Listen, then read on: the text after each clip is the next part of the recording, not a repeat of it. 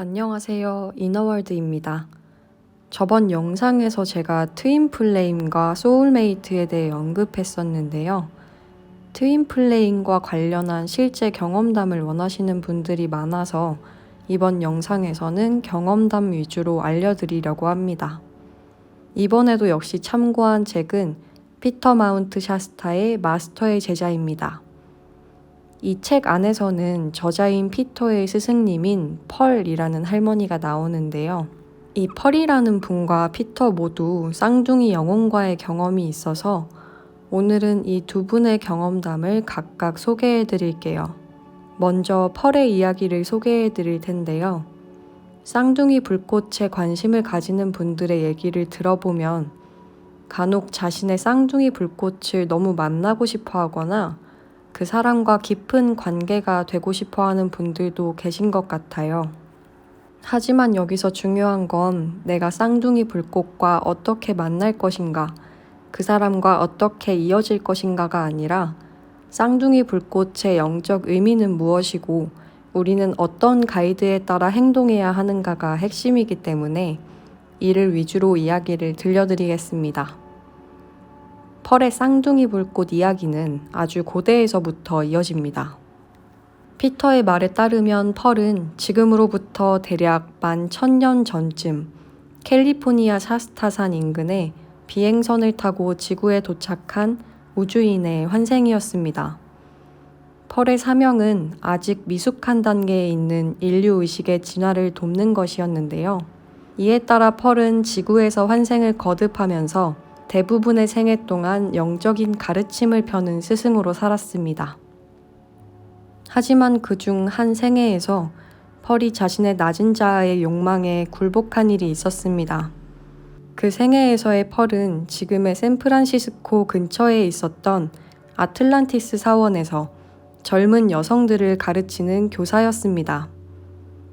그녀는 그 당시 영적 교사로서의 역할을 했을 뿐 아니라 결혼 전에 젊은이들이 따라야 할 정숙, 순수, 순결한 삶의 본보기 역할을 하고 있었습니다.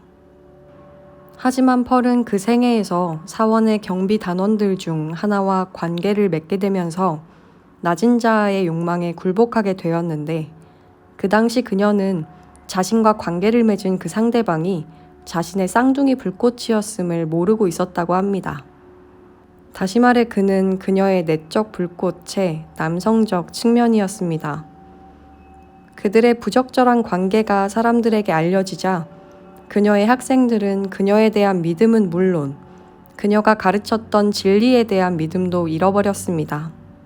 그리고 이로 인해 사회는 영적인 혼란에 빠져들었습니다.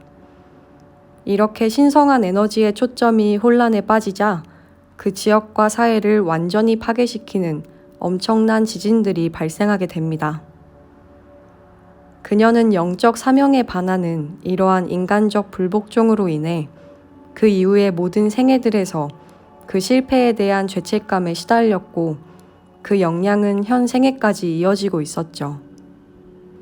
또 다른 생애들에서 그녀는 다시 자신의 쌍둥이 불꽃과 마주하게 됩니다. 그녀는 대사들로부터 그와의 긴밀한 협력을 통해 일하도록 지시받는데 이는 하나의 불꽃에서 나온 여성적 측면과 남성적 측면이 서로 가까워지면 영적 힘이 기하급수적으로 증가할 수 있기 때문이었습니다. 그러나 이러한 생애들 중 몇몇에서 그들은 이미 한쪽 혹은 양쪽이 다 결혼한 상태였음에도 불구하고 또다시 쌍둥이 불꽃으로서의 영적 합일 뿐만 아니라 인간적 합의를 갈망했습니다. 그리고 결국 이러한 욕망은 혼란스러운 생애들을 초래하게 되었습니다. 펄은 이러한 예로 영국의 아서왕이 가장 신뢰했었던 기사인 랜슬롯 경과 귀네비어 여왕의 부적절한 관계로 인해 원탁의 기사단이 와해된 사건을 들어보입니다.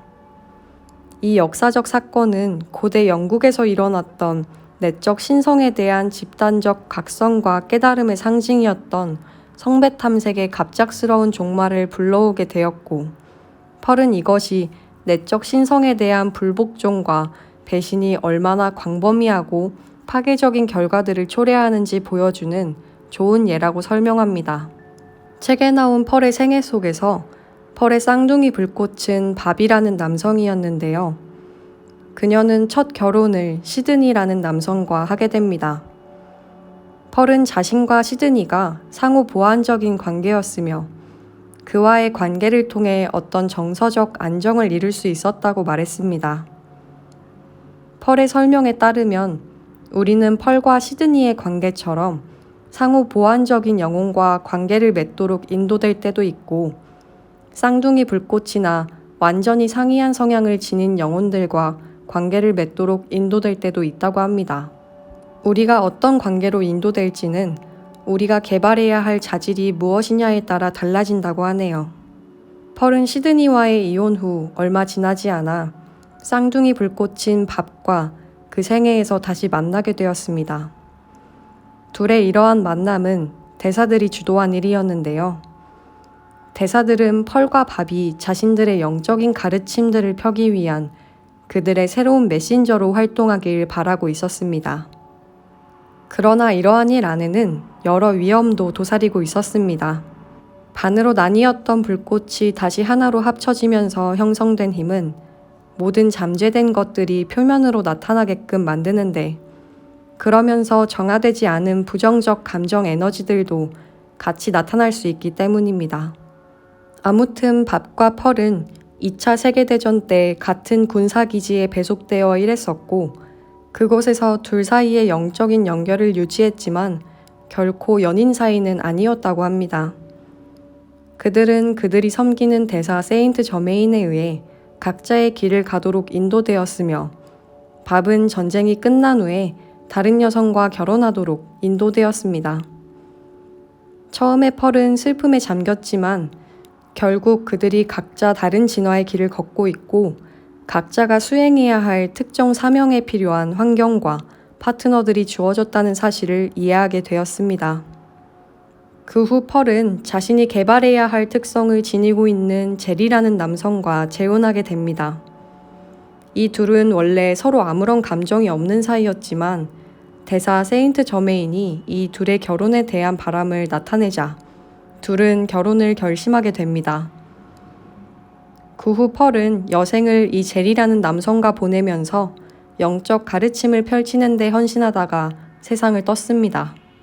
다음은 저자 피터의 쌍둥이 불꽃 이야기입니다. 이 부분은 책을 발췌해서 읽어드릴게요.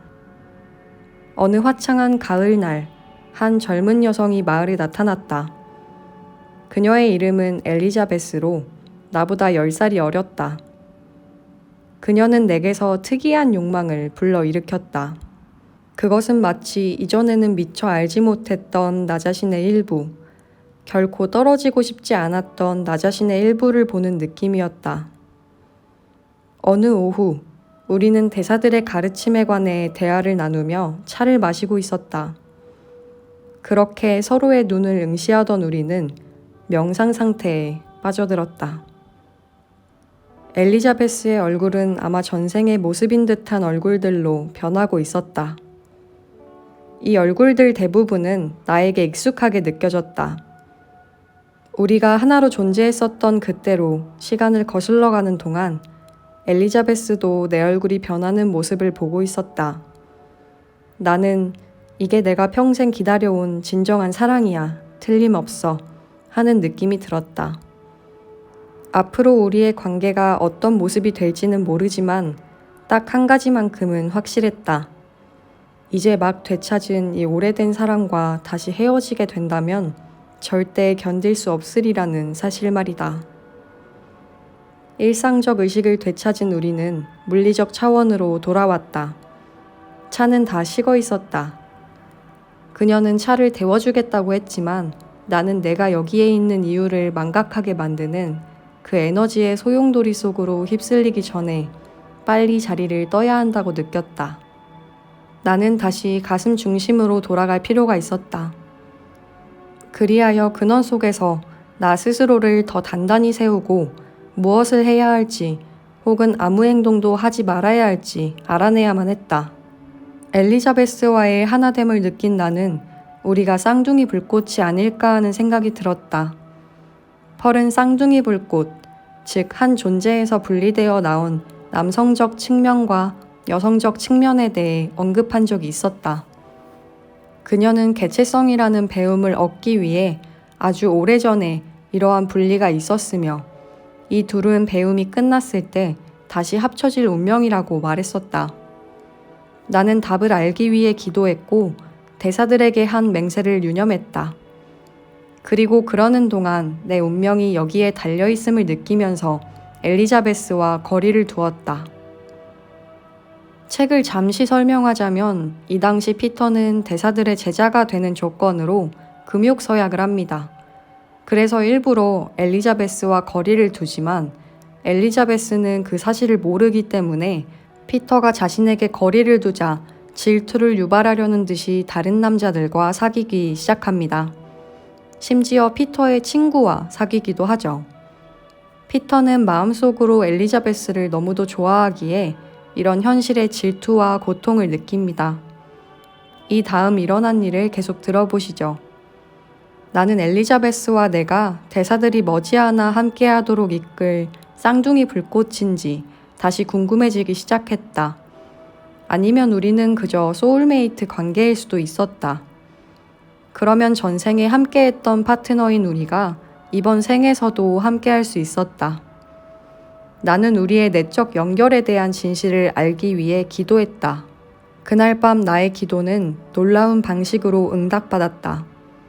쌍둥이 불꽃의 진실을 드러내주는 초월적인 경험을 하게 된 것이다. 이 경험으로 인해 영혼의 이원적 속성에 대한 나의 이해가 영원히 바뀌어 버렸다. 나는 내 이름을 부르는 목소리에 잠에서 깨어났다. 눈을 떠 위를 보니 내 위에 떠있는 황금빛 구가 보였다. 잠에서 완전히 깨고 나자 나는 그것이 엘리자베스임을, 그러니까 그녀의 빛나는 I am 현존인 것을 깨달을 수 있었다. 뭘 해야 하는 거지? 나를 안아주세요. 바로 내적인 대답이 왔다. 안아달라고? 빛을 어떻게 안아? 이 딜레마에 대해 곰곰이 생각하는 동안 나는 육체로부터 빠져나와 내 사랑을 향해 위로 올라갔다. 그리고 내 가슴이 열리면서 그녀를 감싸 안을 수 있었다. 지복과 공이 결합된 파동의 바닷속에서 우리의 가슴과 마음이 하나가 되었다. 여기에 자신이나 다른 이에 대한 의식은 존재하지 않았고 오로지 신성의 영원한 하나의 실제만이 존재했다. 나는 아침에 깨어날 때까지도 하나됨의 황홀경 속에 푹 잠겨 있었다. 그리고 방금 경험한 이 영적 결합이 보통의 인간적인 섹스를 초월하는 경험임을 깨달았다. 나는 이런 결합을 절대 다시는 이원성 속에서 찾지 않게 될 것이었다. 이는 의식의 결합을 통해서만 얻을 수 있는 것이었기 때문이다. 나는 모든 이들이 자신 안에 내재된 양극성의 합일, 즉 천상에서 이루어진 결혼을 경험하게 되면 이 세상에 그 어떤 갈등이나 전쟁도 존재하지 않을 것을 알게 되었다. 그날 밤 내가 경험했던 지복은 내가 명상 중에 겪었던 내 남성성과 여성성의 에너지가 합쳐졌을 때의 느낌과 비슷했다. 나는 이러한 합의를 허락한 대사들에게 가슴 깊이 감사드렸다. 이 경험은 우리 관계의 진실을 알고자 하는 나의 기도에 대한 응답으로 대사들이 전할 수 있는 어떠한 형태의 답보다도 더 확실한 설명이 되었다. 이 경험 후 피터는 엘리자베스와 데이트할 기회를 갖기도 하지만 결국 그녀와 함께 한다면 이 생애에서 고통을 겪을 거라는 미래를 꿈으로 보게 된 피터는 그녀와의 관계를 울면서 정리합니다. 이어지는 피터의 이야기를 들어보시죠. 그 사흘은 내 인생에서 가장 어두웠던 날들이었다. 나는 충격으로 멍해져 있었고 자는 상태와 깨어있는 상태가 뒤섞여 과거, 현재, 미래 사이의 경계가 녹아버렸다. 나는 전생들을 다시 체험하게 되었다. 상위 멘탈체 상태로 로열티 톤 은둔처에 있게 된 나는 어마어마하게 큰 스크린 앞에 앉아 있었다. 스크린에 보이는 것은 지금의 영화관에서 볼 수 있는 것보다도 더 실물같이 보였다. 나는 긴 시간을 거슬러 올라가 신성한 영혼들이 처음 지구로 보내지고 그들의 임무가 무엇인지 배우게 되었을 때로 돌아갔다.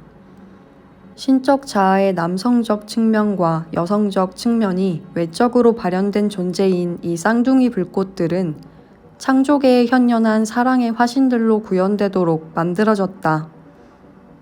처음에는 계획대로 잘 흘러가는 듯 했다. 하지만 신적 의지에 저항하거나 서로 외적으로 분리된 존재들로 있어 본 적이 없었던 이 새로운 인류의 교사들은 인류의 느린 진화 속도에 조급해졌고 계획을 바꾸기로 결정했다. 그 계획은 그들이 자신이 새로 발견한 욕망에 따라 움직이게 하는 것이었다. 어떤 영혼들은 진화 중인 인류와 분리된 채 그저 교사라는 역할에만 머물러 있기를 원치 않았다. 그들은 개인적인 욕망에서 동기를 얻었고 인간과 교미함으로써 그들의 진화 속도를 더 가속화시킬 수 있다고 믿으며 인간들과 좀 더 사적인 관계를 맺기로 결심했다. 하나님의 아들들이 사람의 딸들의 아름다움을 보고 자신들이 좋아하는 모든 여자를 아내로 삼는지라. 이 생에서 내가 엘리자베스라는 사람으로 만난 내 사랑하는 쌍둥이 불꽃은 내가 다른 여자들과 어울리기 위해 그녀에게 등을 돌리는 것을 공포에 질린 채로 지켜보고 있었다. 그때 나는 한 번도 사랑의 부재나 사랑과의 분리를 경험한 적이 없었다. 나는 우리의 연결이 영원하므로 다른 사람을 사랑하는 것은 아무런 해가 되지 않는다며 나를 합리화했었다. 그녀는 나의 일부였기 때문에 나는 그녀의 존재를 당연하게 여겼고 그녀가 항상 내 곁에 있을 거라는 이기적인 생각을 했었다. 나는 그 순간을 다시 경험하며 내가 그녀를 버리는 장면을 그녀의 눈으로 보았고 내 가슴은 갈갈이 찢어졌다. 나는 그녀가 오늘날 남자를 믿지 않는 것도 다른 남자들과 어울리면서 나에게 고통을 주려고 하는 것도 모두 나 때문이었다는 것을 보게 되었다. 나는 현재의 카르마를 창조해냈고 그것이 지금 우리가 함께하는 것을 막고 있었다. 우리는 언젠가 다시 하나가 될 운명이었지만 이 카르마가 진정한 우리였던 하나로 다시 결합되는 것을 막고 있었던 것이다. 나는 오랜 세월 동안 계속해서 다치게 될 상처를 창조해냈고 이 상처 역시 언젠가는 반드시 치유되어야만 했다. 이렇게 뒤이어진 1년의 시대들에서 엘리자베스와 나는 여러 번의 환생을 거듭하며 서로 알고 지냈었는데 나는 우리의 그런 모든 관계가 그녀의 무의식적인 불신호로 인해 파괴된 것을 보게 되었다. 우리의 만남에서 느꼈던 사랑에도 불구하고 결국 매번 그녀는 나를 의심하기 시작했었다. 그녀는 다른 남자들과 시시덕거리며 내 앞에서 그 남자들과의 관계를 과시했다. 그녀는 자신의 영혼이 기억하는 크나큰 슬픔으로부터 자신을 보호하려 했을 뿐 아니라 한때 내가 그녀에게 했던 짓을 똑같이 경험하게 해주려고 의도적으로 이렇게 하는 것 같았다. 어쩌면 그녀는 자신의 진가와 우리 하빌의 신성함을 내가 깨달을 수 있도록 나를 가르쳐주고 있었는지도 모른다. 이렇게 함으로써 나는 미래의 어느 시대에서 우리의 신성한 유대, 즉 하나님의 가슴 속에 있는 신비로운 양극성인 천상에서 맺어진 결혼을 재개할 준비가 될 것이었다. 이러한 비전들을 본 후 다시 내 몸으로 돌아왔을 때 나는 울면서 깨어났다. 나는 엘리자베스를 배신한 것이 어떤 신성한 것, 즉 나 자신의 내적인 한 부분을 배신한 것과 같다는 것을 알게 되었다. 이러한 배신은 내가 내 욕망에 굴복하고 그 욕망을 따름으로써 생긴 결과였다. 자, 피터의 경험담은 여기까지입니다. 어떠셨나요? 도움이 좀 되셨나요? 오늘 알려드린 이야기가 구독자님들께 도움이 되었길 바라면서 영상은 여기서 이만 마치도록 하겠습니다. 오늘 영상 봐주셔서 감사합니다.